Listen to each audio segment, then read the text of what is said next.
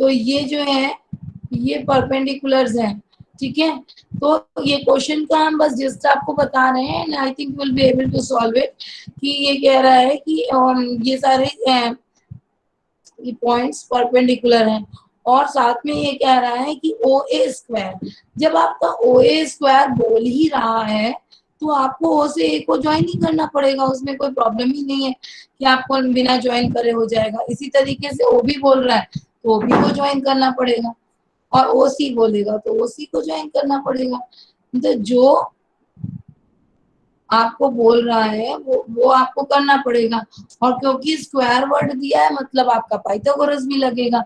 तो जब आपका पाइथागोरस लगेगा तो आपको करना क्या है, एक बार आपको ये ले लेना है, ओडी भी ले लिया आपने, ओडी भी ले लिया, ओ एफ ए ले लिया, ओ ई सी ले लिया। तो अगर आपने ओडी भी ले लिया तो आपका जो है क्या आ जाएगा, ओ मैं एक बार बता चुकी हूँ, इसलिए मैं बहुत रुक रुक के नहीं कर रही हूँ, ये फटाफट कर रही हूँ। आप देखिए आपको कितना समझ में आ रहा है। और ओ एफ ए और ओ ई सी, ये तीन ट्रायंगल हैं, इन तीनों ट्रायंगल, ये तीनों ट्रायंगल हमारे राइट ट्रायंगल्स हैं, है ना। तो इन राइट ट्रायंगल ऊपर ही लिख दिया हमने, राइट ट्रायंगल। तो अब ये o A square is equal to क्या हो गया, o F square plus a F square. O B square जिनको आता है वो भी एक बार मतलब this question is very good, and most of the children have the problem, that is why I am discussing it again. OE square plus CE square, इतनी बात से आप सहमत हैं?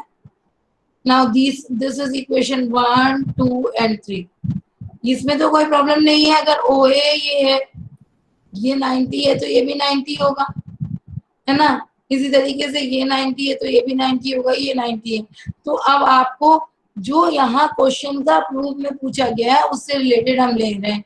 तो OA के साथ हमारा OF पूछा गया, इसलिए हम लोग ये अलग ट्रायंगल लेंगे, कोई और रीजन नहीं है। हमें हमारा अल्टीमेट ऑब्जेक्टिव होता है कि whatever is we have to prove, we have to take care of that. मतलब ऐसा नहीं है कि हम कुछ भी प्रूव करें, हमें जो दिया गया है उसी के हिसाब से करना है।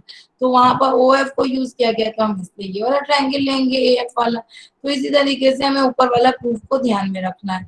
तो जब हमने ऊपर वाले प्रूफ को ध्यान में रखा तो हमने ये ट्रायंगल्स ले लिए। ऐसे ओबी के साथ उन्होंने ओडी की बात करी है तो ये वाला ट्रायंगल लिया, ओसी के साथ ओई की बात करी है तो ये वाला ट्रायंगल लिया, ये नहीं लिया। तो नाउ वी विल ऐड 1 + 2 + 3। तो जब हमने 1 + 2 + 3 किया तो what did we get, o A square plus O B square plus O C square is equal to आपका ये सारा आपका जुड़ गया ओ एफ स्क्वायर। प्रूफ में देखिए क्या क्या है, आपका ओ एफ स्क्वायर है। अब आप ऐसा भी कर सकते हैं जैसे मैंने पिछली बार बताया था कि ये आप प्रूफ को देखिए A F B D C E एक तरफ है, तो आप यहाँ पर ही ऐसा भी कर सकते हैं कि जब हम ऐड 1 2 3 कर रहे हैं तो हमारे पास स्पेस की थोड़ी कमी है, यहीं पर आप इम्प्लाइज लगा के लिख सकते हैं कि O A square minus O F square is equal to A F square, या आप डायरेक्ट भी लिख सकते हैं। बिकॉज आप सबको एक दिमाग में रहता है ना कि अगर राइट एंगल ट्रायंगल है तो hypotenuse square is equal to, that is why I have written in this वे।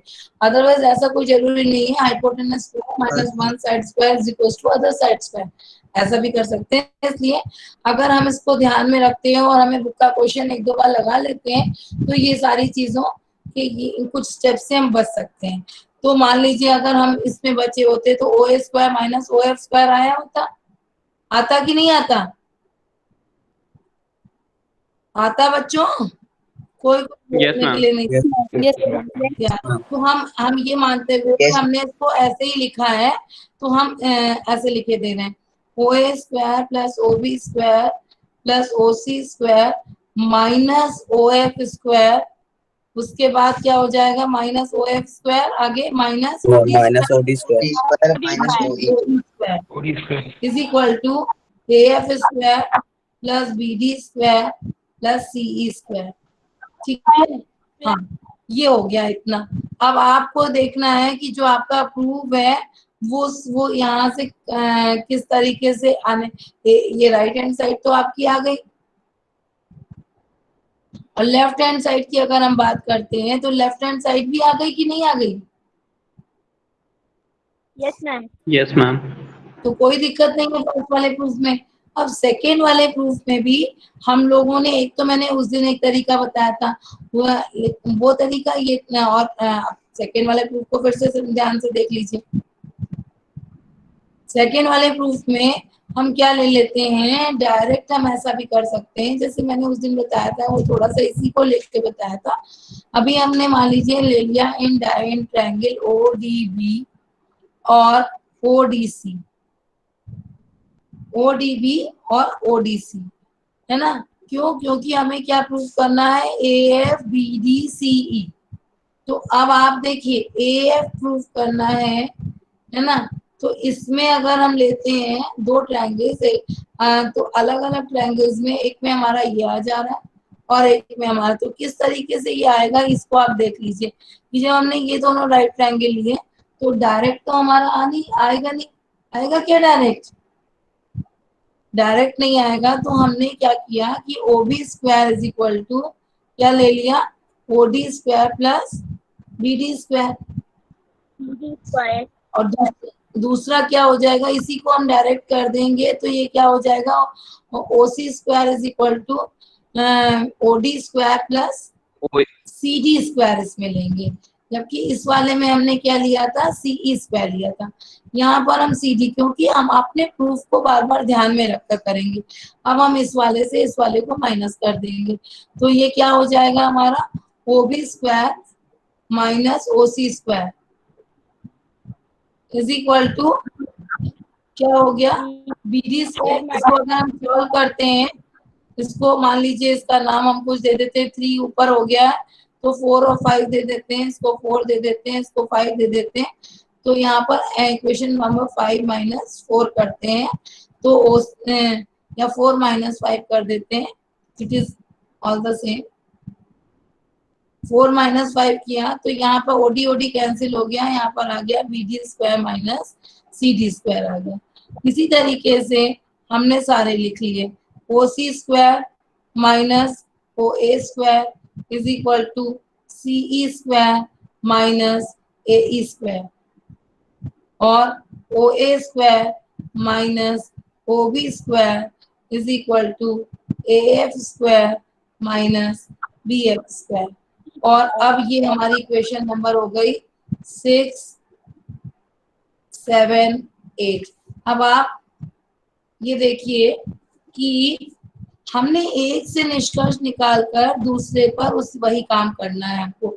हमने उस दिन भी आपको ये बात बताई थी, अगर OB माइनस OC, ये BD और CD, OB पहले लिया तो ये BD ले लिया और ये CD ले लिया। इसी तरीके से हमने इसको ले लिया OC और OA, तो OC के साथ रिलेटेड क्या है, CE है, तो CE को पहले ले लिया फिर AE को ले लिया। इसी तरीके से OA माइनस OB है, तो OA से रिलेटेड क्या है, AF है, तो AF को पहले ले लिया फिर BF को ले लिया। मेरे ख्याल से आपको ये बात समझ में आ गई होगी।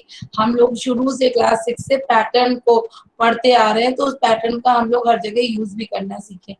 तो इस पैटर्न की हेल्प से हमने ये करा, तो जब हमने इसको ऐड कर लिया, मान लीजिए यहाँ पर 6 + 7 + 8 किया, तो 6 + 7 + 8 करेंगे हम, तो ये क्या आ जाएगा, OB माइनस OC प्लस, तो ये क्या आ रहा है, ये कैंसिल हो रहा है कि नहीं हो रहा है? Yes ma'am. एक साइड में आपके ये सारी चीजें कैंसिल हो जाएंगी और एक साइड में आपके क्या आ जाएगा, 0 आ जाएगा। ये 0 आ गया और दूसरी साइड आपका पूरा चीजें आ जाएंगी, BD square minus CD square plus CE square minus AE square और plus AF square minus BF square. ये आपका आ गया।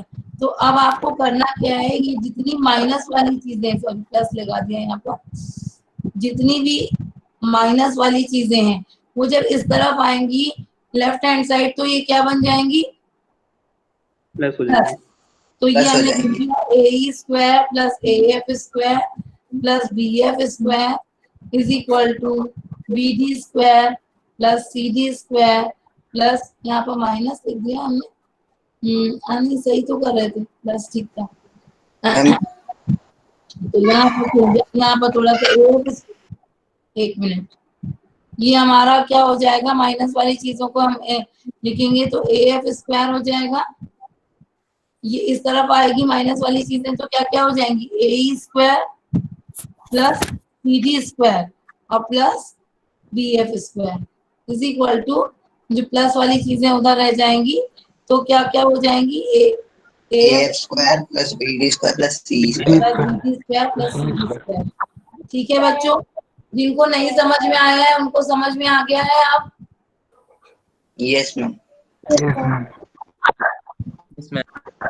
तो आगे का क्वेश्चन कंटिन्यू करें, क्योंकि बहुत सारे लोगों को नहीं समझ में आया था ये क्वेश्चन, इसीलिए मैंने सोचा कि इसको दोबारा से बता दूं आपको।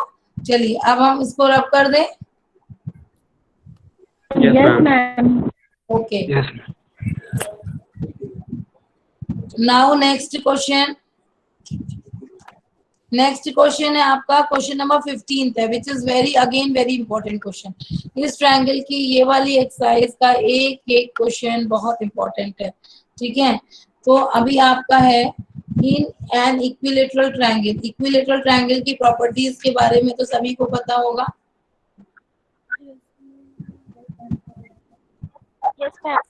साइड्स इक्वल होने के साथ साथ एक प्रॉपर्टी जिसको मैंने रेगुलरली डिस्कस करी है आपको वो है उसका मीडियन, है ना, कि इक्विलेटरल ट्रायंगल और आइसोसेलेस ट्रायंगल में जो perpendicular acts as a median, ये बात डिस्कस करी है हमने। Yes ma'am. Yes ma'am. तो वही उसी का हमको यूज करना है। तो अभी हमारा क्या क्या गिवन है वो हम लिख लेते हैं। पहले हम इसका नाम ABC, जो चीज गिवन है ABC दिया है और D is a point on BC भी दिया है, D is a point on BC दिया है और ये भी दिया है कि इसके बीच में BD is equal to 1/3 BC और प्रूव करना है, टू प्रूव गिवन है आपका BD is equals to 1/3 BC और टू प्रूव आपको प्रूव करना है, क्या प्रूव करना है, 9/8। बहुत सिंपल क्वेश्चन है और पता नहीं बच्चे कई बार इस क्वेश्चन में क्यों कंफ्यूज रहते हैं। मैं आपसे एक रिक्वेस्ट करूंगी कि no matter from where you study and what you do, but please try to do this question in the way I am telling you. कई बार टीचर के अपने पर्सनल एक्सपीरियंस से टीचर एकदम इजी मेथड बताने की कोशिश करती है और फिर आप कहीं जाकर कुछ और पढ़ने की कोशिश करते हैं तो उसमें दिक्कत होती है। वीडियोस अपलोड करने में थोड़ा सा समय लग रहा है, लेकिन जितने हैं आप लोग देखिए, आपको आराम से उससे बहुत सारी चीजों की जानकारियां पॉज करके कुछ करके देखेंगे तो बहुत सारा आपको मटेरियल, किसी ट्यूशन जाने की जरूरत नहीं है आपको। सेल्फ सफिशिएंट मैटर है। मैं पर्याप्त क्वेश्चंस भी कराने की कोशिश करती हूँ, इसलिए अगर आपके पास आरटी शर्मा है, एनसीईआरटी है तो आप उसको लगाइए और क्वेश्चंस को स्टार भी बना के रखिए जो क्वेश्चंस आपको डिफिकल्ट लग रहे हैं, क्योंकि हम लोग लेटर कोर्सेज में उनको डिस्कस भी करेंगे। और एक बार स्कूल खुल जाएगा तब तो हम लोग 3-4 पीरियड मतलब विल हैव सफिशिएंट टाइम, क्योंकि तब डेटा प्रॉब्लम नहीं रहेगी। चलिए, इसमें क्या है, कंस्ट्रक्शन करना होता है। फिर से मैं आपसे कह रही हूँ इसको जरा मेरे मेथड से कर लीजिएगा। तो हम क्या कर देते हैं इसमें कि इसको साइड को हम मान लीजिए चाहे x मान लें चाहे हम a मान लें, कोई भी एक चीज मान लें। जैसे कि a और x की बार बार इसलिए नहीं कहते कि उस दिन एक बच्चे से पूछा गया कि स्क्वायर का एरिया क्या होता है, तो ए स्क्वायर तो ठीक है हम बचपन से पढ़ते आए हैं, लेकिन a what is a is a side. हाँ, तो इसी तरीके से हम इसको a मान सकते हैं, x मान सकते हैं, चाहे जो, क्योंकि जनरली हम लोग a और x इस टाइप की चीजें यूज करते हैं, इसलिए हम लोगों को उसकी हैबिट होती है। तो ये हमारा ये हो गया। तो अब उस कंडीशन में BD is equal to 1/3 BC है अगर, तो ये क्या हो जाएगा आप बताइए, अगर x के फॉर्म में लिखते हैं तो x/3 हो जाएगा। Yes, ma'am. Yes, ma'am. अब एक Yes, कंस्ट्रक्शन हम लोग कर लेते हैं।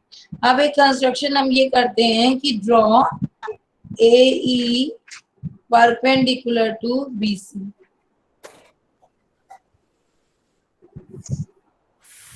ठीक है, draw AE perpendicular to BC, ये हमारा कंस्ट्रक्शन है। ठीक है, और हमने ये इसको ज्वाइन कर लिया। अब ये जो बुक में नहीं दिया है ज्वाइन करने के लिए, लेकिन हमको AD बिना ज्वाइन करे तो हमारा कोई पर्पस निकलेगा नहीं, तो ये हमारा कंस्ट्रक्शन का पार्ट भी आप मान सकते हैं कि ज्वाइन AD। ठीक है, अब आपको राइट एंगल्स जो देखिए, जब आपको राइट एंगल्स दिखने लगे तो आप थोड़ा सा राइट एंगल पे वर्क कर सकते हैं। राइट एंगल पे वर्क कर सकते हैं तो यहाँ पर क्या हो जाएगा, हमने आपको बताया था कि perpendicular acts as a median, तो हम क्या लिखेंगे उसके आधार पे, बताइए जरा सा मुझे, कोई कुछ बोलेगा? B is equal to F upon 2. B is equal to EC लिखेंगे और इज इक्वल टू x/2 लिखेंगे। Yes, ma'am. सहमत है आप तो कि नहीं सहमत है? चलिए, अभी आप लोगों के पास ये सारी चीजें आ गई जो necessary ingredients to solve the question. ठीक है, अब आप आ जाइए कि प्रूफ क्या करना है। प्रूफ हमको करना है 9AD, मतलब AD की जरूरत है और AB है तो AB की भी जरूरत है। ये दो चीजें हमको यहाँ से पता चल गई। तो अब जब AD की जरूरत है तो हम सबसे पहले क्या कर लें, AD बार पे काम कर लें। तो AD हमारा कौन सा, ये वाला राइट ट्रायंगल है, तो हम लिख लेते हैं इन राइट ट्रायंगल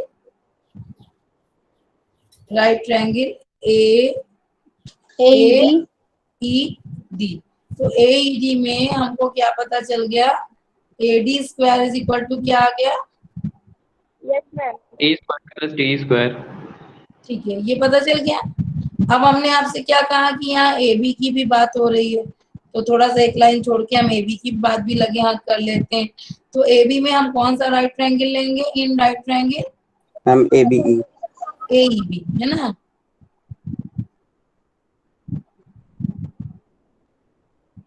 तो AEB लेंगे तो क्या बन जाएगा, ये बताइए बच्चों। Ma'am, AB square is equal to AB BE square plus A. Square plus AE square. कितनी बात से आप सहमत है? Yes, ma'am. अब आपके पास जो दो नेसेसरी इंग्रेडिएंट्स थे वो आपको प्राप्त हो गए, AD और AB। और यहाँ से आपको एक चीज ये भी दिख रहा है कि अननेसेसरी वाली चीज को भी हम हटा सकते हैं। हटा सकते हैं ना? क्या है इसमें अननेसेसरी? हाँ, AE।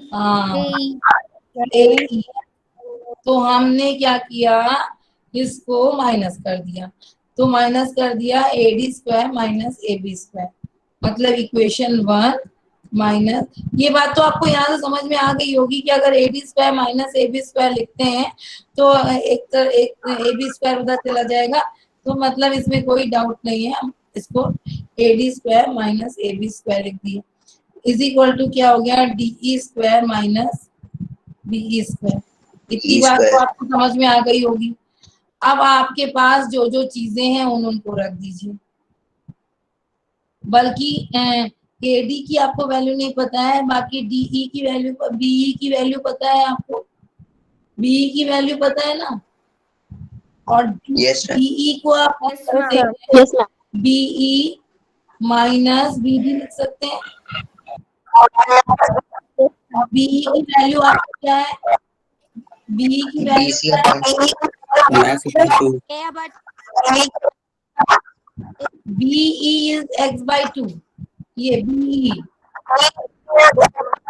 BE is x/2 और BD is x/3। बिल्कुल ध्यान से देखिए कितना सिंपल है ये क्वेश्चन। Yes, ma'am. तो ये हो गया x/6। ठीक है, अब हमको जितना जितना ज्ञान है वो सब अपना उड़ेल देते हैं। AD square minus X square is equal to DE। यहाँ पर एक लाइन लिख लेंगे हम लोग, putting the values.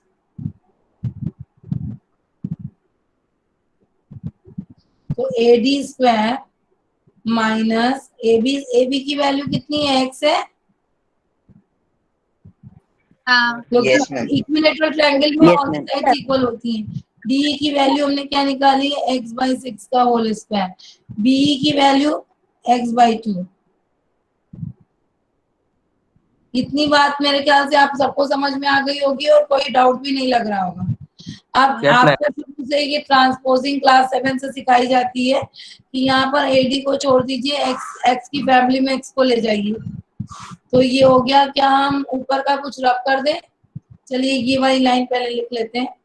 तो ये हो जाएगा आपका x²/36 माइनस x²/4 और प्लस x²। इतनी बात से आप सहमत हैं? Yes, ma'am. Yes, ma'am. अभी आपका ये क्या हो गया, देखिए एलसीएम हम कितना ले लेंगे, 36 x² माइनस 4 9 36 और प्लस 36 x²। ठीक है, तो इसको सॉल्व करने पे क्या आ गया, 28/36. 28 ऊपर की एक लाइन रब कर दे रहे हैं। 36 देखिए कितना इजी ये क्वेश्चन था। 7/9 वेरी गुड, आ गया ना 28 x²। मैम 7/9 अब आपको ये 4 7 सा 28, 4 9 सा 36, तो ये क्या आ गया, implies 9AD² is equals to 7x² 7. और x हमने किसको माना है, AB को माना है। AB को। तो बच्चों आपसे ये रिक्वेस्ट है, कृपया इस क्वेश्चन को ऐसे ही लगाएं, ठीक है। AD/BD के अगर भंवर जाल में आप बहुत पड़े रहेंगे कि अगर आप ऐसे लिखते रहेंगे 1/3 BC ये सब, तो आप अपने विचार जाल में कई बार उलझ जाएंगे। आपको समझ में आया है? Yes, ma'am. यस मैम अच्छा, एक चीज और आपसे ये बोल रहे हैं कि आपको कभी भी कोई इक्विलेटरल ट्रायंगल का क्वेश्चन मिलता है तो आप उसको x या a इन सब से ही लगाने की कोशिश करिए, क्योंकि उसके बाद आप वैल्यू पुट अप करिए, क्योंकि वो आपके लिए थोड़ा सा इजी पड़ जाता है। तो इसको रब कर रहे हैं।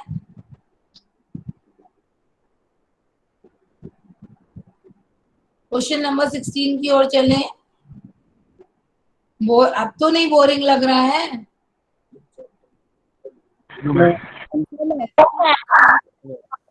कुछ बच्चों का कहना है कि ट्रायंगल चैप्टर बहुत बोरिंग है। तो जो चीज बोरिंग लगे, जैसे घर में, जैसे मान लीजिए आप किसी गेस्ट के यहाँ गए और उन्होंने आपको खाना सर्व किया और आपको खाना में कुछ चीजें आपको नहीं अच्छी लगी, तो आप क्या करेंगे, उसको पहले खा लेते हैं ना, बाद के लिए तो नहीं छोड़ते हैं। तो इसी तरीके से, और उसके बाद बाकी खाना एंजॉय करते हैं।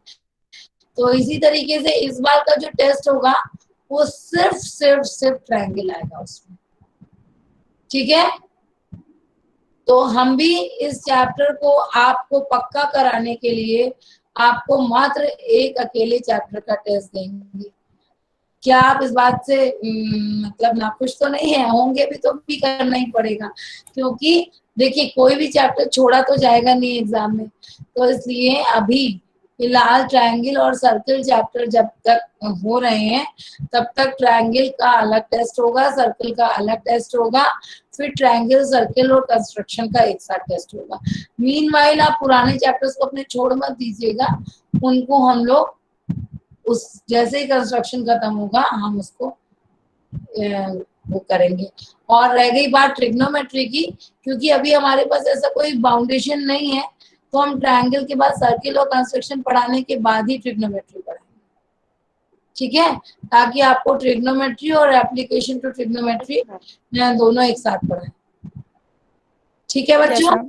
हाँ, तो आप अपने chapter finishes you will have the test, you will have the test and only of triangle, that is all, ठीक है। इसलिए आप अपने ट्रायंगल चैप्टर की अच्छे से पढ़ाई करें। तो अभी क्वेश्चन नंबर 16 की बात करते हैं। कि ये लिखा है कि prove that 3 times the square of one side is equal to 4 times the square of one of its altitude. तो एल्टीट्यूड हमने मान लीजिए यहाँ डाल दिया, ठीक है। तो जिसपे एल्टीट्यूड डाला गया वो वाली साइड लेंगे नहीं, इक्विलेटरल है तो हम आंख बंद करके ये काम तो कर ही लें। मैम ये नहीं ले सकते? ए लीजिए ना, चलिए ए ले लेते हैं, कोई प्रॉब्लम नहीं है। हमने तो आपको ए से थोड़ा हटे इसलिए क्योंकि ऐसे ही वो आपको जैसे कि स्क्वायर की आदत हो गई, स्क्वायर का एरिया ए स्क्वायर हो गया, तो ए ले लीजिए। चलिए हम लोग ए ले लेते हैं, बी भी ले सकते हैं, एम भी ले सकते हैं, कुछ भी ले सकते हैं। कोई ए और एक्स ने अपनी मोनोपोली नहीं बना रखी है। चलिए अभी हमारे पास ये दिया है कि square of one side, square of one side, तो हम मान लीजिए एक इस स्क्वायर इसको ले लेते हैं। तो ये टू प्रूफ में हम लिख लेते हैं स्क्वायर ऑफ वन साइड, मान लीजिए A B square 3 times the square of one side is equal to 4 times the square of one of its altitude. तो अब इस पर एल्टीट्यूड ये पढ़ा है, तो ये एडी का स्क्वायर 4 AD स्क्वायर, ठीक है। ठीक है बच्चों, ये हमारा प्रूफ है। तो अब हमारे पास इक्विलेटरल ट्रायंगल से जैसे ही एल्टीट्यूड बन गया तो हमें 2 राइट ट्रायंगल मिल गए। Yes ma'am. वो दोनों राइट ट्रायंगल, अब हम सीधे प्रूफ पे आ जाते हैं क्योंकि एल्टीट्यूड तो उन्होंने खुद ही हमको बता दिया है। तो हम लिख लेते हैं in right triangle ADB and right triangle ADC। तो ADB में क्या हो जाएगा, आपको ये AB और AC साइड्स इक्वल है। तो अभी यहाँ थोड़ा सा इसको हम चेंज कर, ये तो हमें पता ही है पाइथागोरस थ्योरम को अगर हम अप्लाई करते हैं तो ये तो हो जाएगा AB square is equal to AD square plus BD square. ये बात हो गई ना। अब हमको ये बात तो पता चल गई, लेकिन हमको अब अपने को इस पे फोकस करना। देखिए रटने की कोई आवश्यकता नहीं, यहाँ पर हमारा AB स्क्वायर तो है, इसमें AD स्क्वायर है, लेकिन BD स्क्वायर की कोई बात हो रही है क्या? नहीं हो रही है। जब BD स्क्वायर की कोई बात नहीं हो रही है तो हम लोग कुछ ऐसा करें कि BD को भी AD के टर्म्स में ले आए और AB के। उसके लिए हम क्या करेंगे, A square is equal to AD square plus 1/2। ये बात और सुनो, और ये बात हमको पता है, ये वाली बात लिख लीजिएगा कहीं पर, वो पिछले क्वेश्चन में भी लिख लीजिएगा, मैंने नहीं लिखा था कि in right triangle, sorry in equilateral triangle, ये वाली बात मैंने पिछले क्वेश्चन में नहीं लिखी थी, आपको आप लिख लीजिएगा कि एल्टीट्यूड एक्ट्स एज ए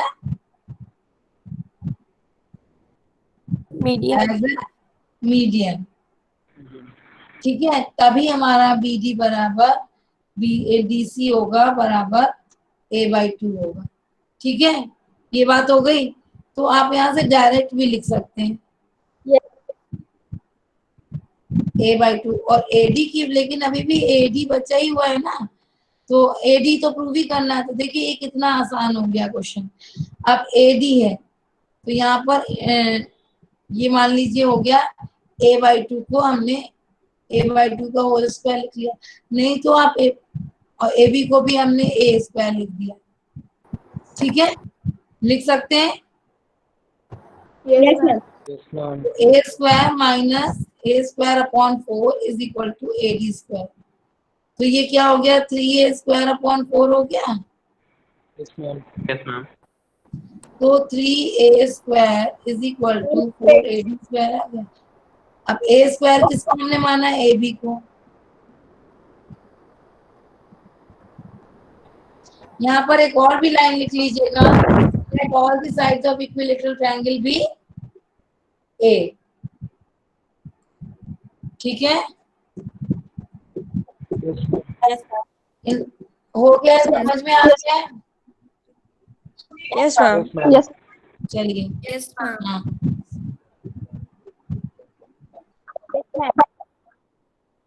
Yes, ma'am.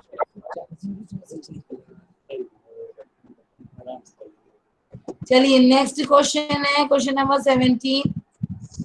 देखिए आपको बताएं, अभी ट्रायंगल चैप्टर से भी डिफिकल्टी लेवल के क्वेश्चंस आते हैं, ठीक है, और मैं कोशिश आपको कराने की भी कोशिश करूंगी और आपको इंटरेस्टिंग भी लगेंगे, ऐसा नहीं है, क्योंकि अगर राइट ट्रायंगल से बेस्ड है कोई क्वेश्चन तो वो इंटरेस्टिंग होगा।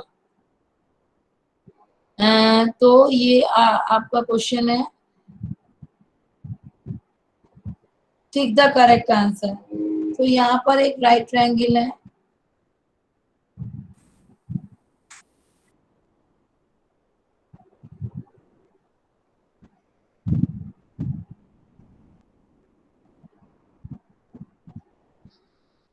ये क्या है, ए सी, अगर हमने इसका नाम दे दिया ए सी और बी, क्यों दे दिया, यहाँ तो कुछ लिखा, यहाँ पर आपको दिया है कि in triangle ABC A B is equals to 6√3 दिया है ना, मैंने गलती से राइट ट्रायंगल बना दिया, आदत पड़ गई थी, सिंपल ट्रायंगल है ना।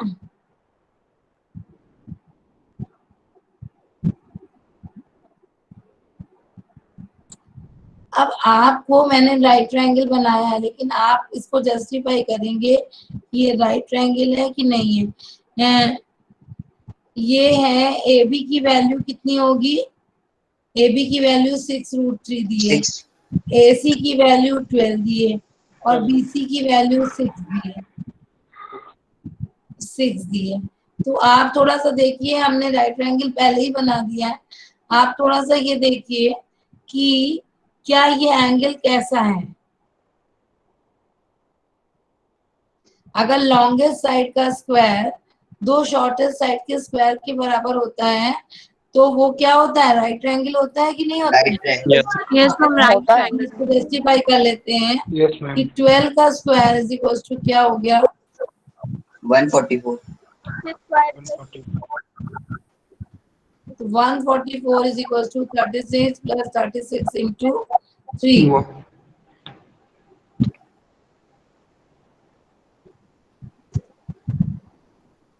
आ गया? Yes, ma'am. ये एंगल, तो ये क्या हो गया, AC इज हाइपोटेनस और angle B is 90 degree. Angle B की बारे में पूछ रहे हैं, तो एंगल B आपका 90 डिग्री है, ठीक है। Yes, ma'am. Yes, Ma'am, C is correct answer. Yes, ma'am. पहले से नहीं बना दीजिएगा, ठीक है। तो ये क्वेश्चन तो आपका था। अब हम लोग कुछ एक्स्ट्रा क्वेश्चंस भी कर लेते हैं। सोचेंगे आप लोग कि अरे कितनी मुश्किल से तो ये चैप्टर खत्म हुआ, मैडम एक्स्ट्रा क्वेश्चन की बात कर रहे हैं। जब आप लोग सैंपल पेपर लगाएंगे, सैंपल पेपर्स आ गए हैं मार्केट में, या जैसे कि मैंने तो लिया है अभी उस सवाल का, तो आप लोग भी अभी तो नहीं, लेकिन नवंबर मंथ के बाद से आप लोग भी सैंपल पेपर, तब तक कुछ भी, जब सीबीएसई अपना पहला सैंपल पेपर रिलीज करता है, अभी आप लोग मत लीजिएगा, सीबीएसई अपना पहला सैंपल पेपर रिलीज करता है, उसी के आधार पे आपका एग्जाम का पेपर बनता है। आपको ये बता दें हम कि अगर उसमें ये भी कोशिश करी जाती है, उसके बाद से हम जो भी टेस्ट देते हैं उसमें हम इस बात को भी देखते हैं कि अगर सीबीएसई ने अपने क्वेश्चन नंबर 1 में अगर जिस चैप्टर को लिखा है उसी वही क्वेश्चन नंबर 1 में आता है, मतलब इतनी सिमिलैरिटी होती है। तो 2 सैंपल पेपर रिलीज करती है सीबीएसई और उसी के आधार पे ही बाकी पेपर्स भी बनते हैं, ठीक है। Yes, ma'am. हम अभी आपको असाइनमेंट्स भेज रहे हैं, वो भी असाइनमेंट्स ऐसे नहीं है कि किसी भी बुक से ऐसे सिंपली हैं, आपके कोई ना कोई सैंपल पेपर से ही है, रिलेटेड है। और जैसे मैंने आज सैंपल पेपर भेजा है, तो 2 दिन बाद, एग्जैक्टली 2 दिन बाद हम उसका सोल्यूशन आपको, मतलब सोल्यूशन या आंसर्स भेजेंगे। आप टैली कर लीजिए कि उनका आंसर आपको आ गया है कि नहीं आ गया। और जिन बच्चों को उनका आंसर्स नहीं आता है वो डिस्कस कर लेंगे, ग्रुप में भी डिस्कस कर सकते हैं, क्लासरूम में भी डिस्कस कर सकते हैं। ठीक है, कल आपको मिला है असाइनमेंट? Yes, ma'am. कल तो काफी रात को मिला है, लेकिन आज आपको टाइम मिलेगा करने का। आज आप उसको टाइम बाउंड प्रोग्राम के हिसाब से आप खुद से लिखा भी करिए। एक सबसे अच्छी बात ये है कि आप अपनी ये हैबिट जरूर डाल लीजिए कि जब भी आप करने बैठते हैं तो starting time and ending time, आपको बता दें दिसंबर मंथ से लेकर फरवरी मंथ तक आपको यही करना है। जब आप स्टार्टिंग टाइम और एंडिंग टाइम, तब एक सिचुएशन ऐसी आती है कि आप जो 3 घंटे का पेपर है आप 2 घंटे में सॉल्व करने लगते हैं, और उस स्टेज तक पहुंचना है। और आपके लिए तो अभी स्कूल जाने आने का टाइम, ये सारा टाइम वेस्टेज खत्म हो रहा है, तो इसलिए you have ample of time. और एक बार कोर्स खत्म हो जाता है उसके बाद हम आपकी क्लासेस ऐसा भी कर सकते हैं जैसा है, जैसी परिस्थितियां हैं। अगर परिस्थितियां बहुत खराब होंगी तो ऑनलाइन मोड के अलावा हम कुछ नहीं ले सकते, क्योंकि आपकी हेल्थ सबसे इम्पोर्टेंट है। लेकिन अगर थोड़ा सा सिचुएशंस कंट्रोल में रहेंगी तो लास्ट के 2 मंथ्स हम ऑफलाइन मोड में आपको पढ़ाएंगे, और आपको ऐसे डिवाइड कर देंगे, क्योंकि 2 सेक्शंस हम ले रहे हैं, तो अच्छे बच्चे और कमजोर बच्चों को डिवाइड कर देंगे, सेक्शन वाइज नहीं करेंगे, और उसके बाद जो है हम उस हिसाब से डील करेंगे। तो ऑल्टरनेट डेज बुला कर, ठीक है। इसलिए आप अपनी तैयारी बढ़िया रखिए, ताकि ऐसा ना हो कि हमें ऐसा लगे कि अरे आपने तो कुछ पढ़ा ही नहीं। चलिए, तो असाइनमेंट्स को सीरियसली करिए आप लोग। अब बहुत ही एक इम्पोर्टेंट क्वेश्चन, हाँ बेटा कोई कुछ पूछ रहा है? अब एक बहुत ही इम्पोर्टेंट क्वेश्चन की ओर हम लोग चल रहे हैं, आपको सैंपल पेपर्स में दिख जाएंगे अक्सर, कोई भी आपके पास, मतलब ये आप, तो ये क्वेश्चन है, नोट करिएगा। Triangle ABC is right triangle। और टाइम तो हो गया है बच्चों, क्या करा जाए? एक क्वेश्चन ये लिख के लेते हैं, जितना हो पाएगा उतना हो पाएगा।